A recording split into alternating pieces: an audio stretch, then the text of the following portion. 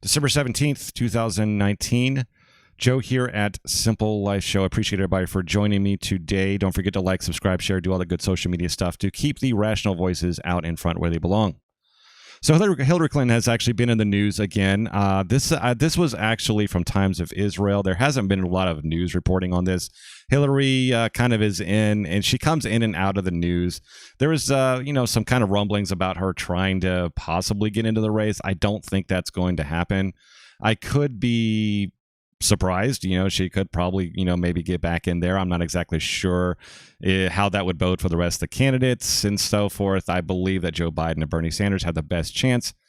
And I also believe that Joe Biden will eventually get the nomination and eventually lose to Trump, even though I believe also that Bernie Sanders probably has the best chance of beating Trump, even though I don't think that would happen either. I think it would just be closer.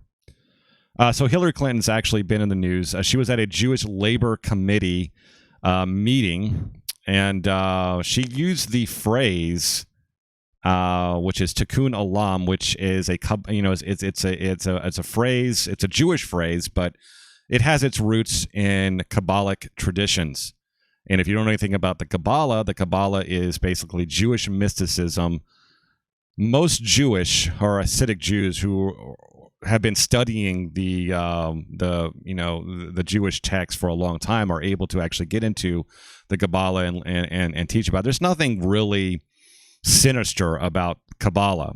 If you actually do some research into it, there's nothing that really sinister. It's not really about the occult and stuff, even though there has been some sort of semi-connections between the Kabbalah and spirit cooking and stuff like that. And some could say that a lot of the Democrats and the liberals and the left-leaning, are really into the occult and stuff like that. But, we're really not going to talk about that as much because I really don't believe that is really that important.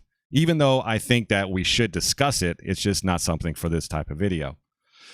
So she used this term Tikkun Olam, and I was like, I didn't know what it meant. So I had to kind of research this a little bit. And so I'll go ahead and make this a little bit bigger. I actually went to my Jewish learning to actually get a better understanding of the term itself. So the term is Mifnai Tikkun Ha'olam. I don't know if I'm pronouncing that correctly. Perhaps it's best translated in this context as in the interest of public policy. Now, this Tikkun Olam has actually been kind of a keyword or phrase that those on the Democratic side or left-leaning or progressive side have been using this as a kind of a social justice calling card. And I think they are using it. In fact, I know they are using it incorrectly because that is not what it means. They are using this term as a call for social justice against those who they feel have been slighted or not properly represented in society. But they are kind of twisting this, inverting the term on this materialistic type of thing, because when you consider people who don't have enough in life or who feel like they're slighted, we're all talking about material or worldly things. So this the Tikkun Olam is from Kabbalah. It's a type of, let me just read this through so we can get a better understanding of this. So is used in the Mishnah, the body of classical rabbinic teachings, codified 200 CE. There, it refers to social policy legislation providing extra protection for those potentially at a disadvantage, governing, for example, those conditions of the writing of divorce decrees and for freeing of slaves. Okay, so in reference to the individual acts of repair, so they're using it as a repairing of the world. So that's why they use it, Tikkun Olam. The phrase Tikkun Olam refers predominantly in the Lutheranic account of creation and its implications. God created the divine itself to make room for creation. Divine light became contained in special vessels or kalim.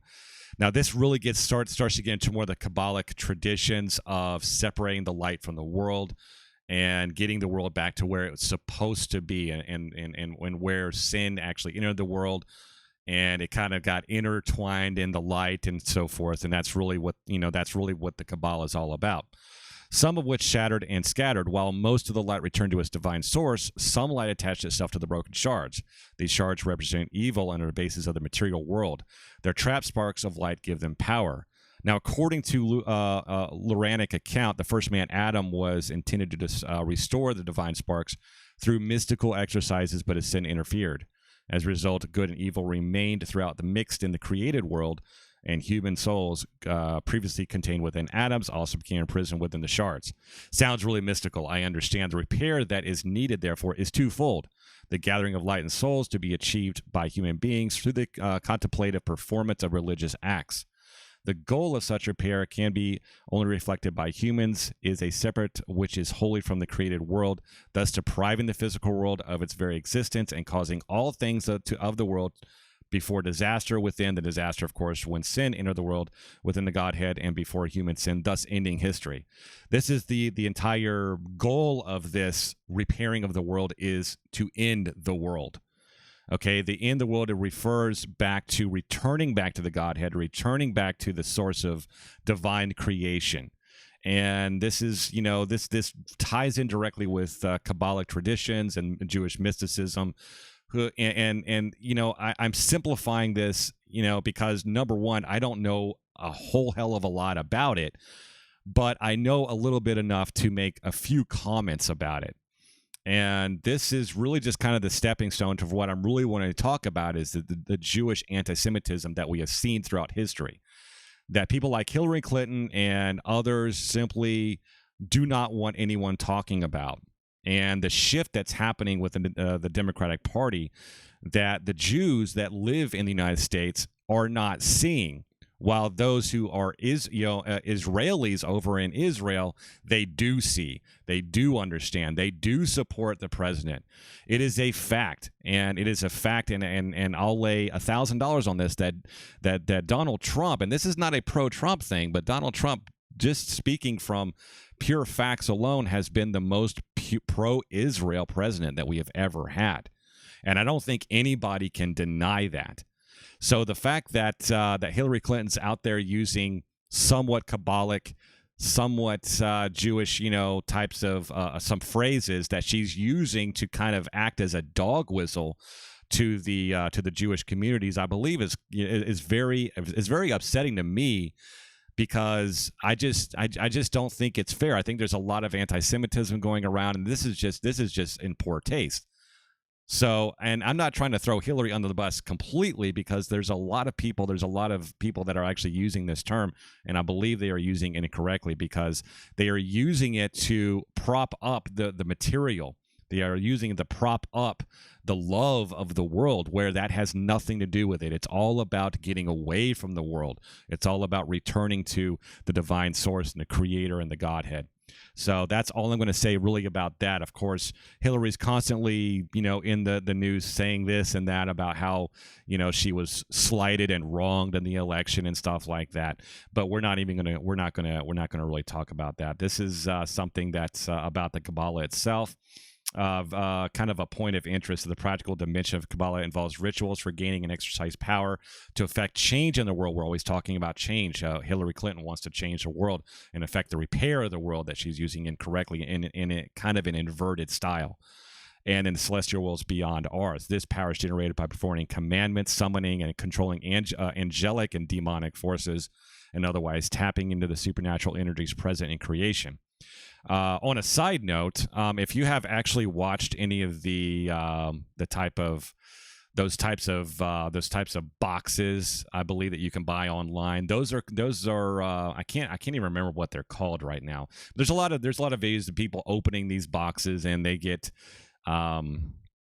possessed by spirits, or their house gets haunted.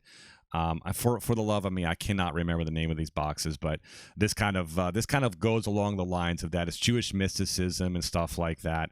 It's not directly in that, because witchcraft can play a role in that as well. But I'm digressing. But what I really wanted to talk about, and what I'm going to end up the last few minutes here, we're going to be talking about how a lot of anti-Semitism has infected the Democratic Party. And if you've listened to me for however long I've been doing this, I am, I lean to the right. However, I used to be a Democrat. I still embrace a lot of Democratic ideals. So I wouldn't consider myself a staunch conservative Democratic, or I would consider myself more a rational libertarian, if anything. But the anti-Semitism that's actually growing and being projected and embraced by the Democratic Party is becoming very concerning. And what's more concerning is that the Jews that actually live in this country, they are predominantly voting Democratic all the time, and a lot are, they're starting to break free from that, but it's happening in short spurts. It's not happening as quickly as I would like, or as a lot of other people would like as well. I think they really need to look at what's happening in their own Israeli state, because they should have a vested interest in the Israeli state, because that is technically their homeland. Even if they were born there, that's, the Jewish identity and the Israeli identity are pretty much, congruent. They're one and one. So anyway, so moving forward here, so this is an article from thespectator.org. This came out back in July of this year. This is kind of a breakdown of how Jews have ignored the democratic rising of anti-Semitism. So we have seen this, especially in a lot of tweets here. And this was from Ilhan Omar. This was so where she said, Israel has hypnotized the world. May Allah awaken the people to help them see the evil doings of Israel. So we have seen a lot of these people going into Congress in this country. Most specifically, I guess referred to as a squad, Ilhan Omar and Tlaib and AOC. AOC, she doesn't really talk about anti-Semitism as much, or the Jewish people as much, as she does socialism in general.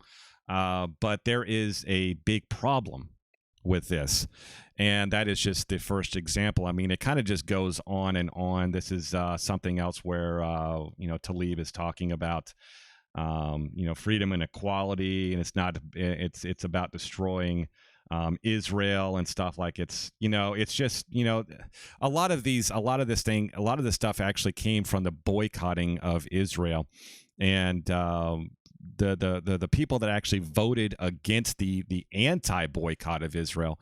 I think there were 17 of them. 16 of them were Democrats. So that really should say something about the Democratic Party and how they actually view Israel. I think there is a cancer that's growing within the Democratic Party. And I don't think this is anything that is just simply happening now. I think this has been growing for a long, long time. And of course, we remember Ilhan Omar with her "It's all about the Benjamins, baby," which is clearly an anti-Semitic remark. And it's completely unjustified, but they consistently get away with this, and that's fine. They can just get away with it, and they can say they're protected by freedom of speech and stuff. But I'm truly glad that Trump actually did put forward some more anti-Semitism type of legislation, even though it's not new or anything like that, which we discussed in previous videos. But it's something that is really needed right now, because Israel's going through a really rough time right now, and I think we really need to all come together and really support Israel. Regardless of how you feel about the Jewish people or the history and all that kind of stuff. They're not all the Jews out there are evil people like some of the Democrats would want you to believe. I'm not saying all Democrats are saying that. I'm just saying that there's a cancer growing of anti-Semitism in the Democratic Party that really reeks of a lot of historic things that has happened to the Jewish people. And I'm not going to, name drop or anything like that, because this video might get taken down. But of course, the most damning of all, of course, is Louis Farrakhan, which is, one of the walks hand in hand with the Democratic Party.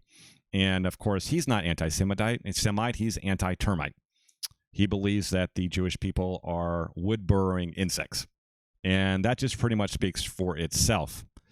And this is something that we really need to be a little bit more mindful of as we go forward. So Jews ignore the Democrats' rising anti-Semitism.